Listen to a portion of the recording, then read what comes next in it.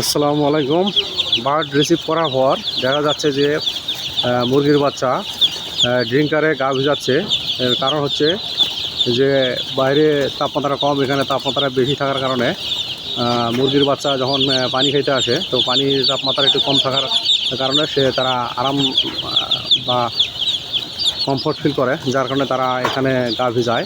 তো সেক্ষেত্রে এই গা যাতে না ভিজায় বা পানি না পড়ে ড্রিঙ্কার থেকে, সেক্ষেত্রে আমরা এখানে একটু ড্রিঙ্কারটা যদি উঁচু করে দিই বা ড্রিঙ্কারের নিচে কোনো পেপার বা কোনো কিছু দিই, তাহলে এই সমস্যাটা থাকবে না।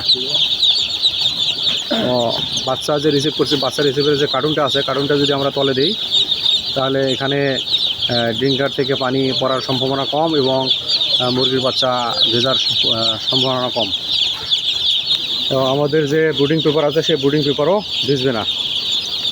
তো প্রত্যেকটা ড্রিঙ্কারের নিচে যদি আমরা এভাবে বাচ্চার যে কার্টুনের যে উপরে ঢাকনা আছে, সেই ঢাকনাটা দিতে পারি, তাহলে আমাদের পেপার ভেজার সম্ভাবনা কম।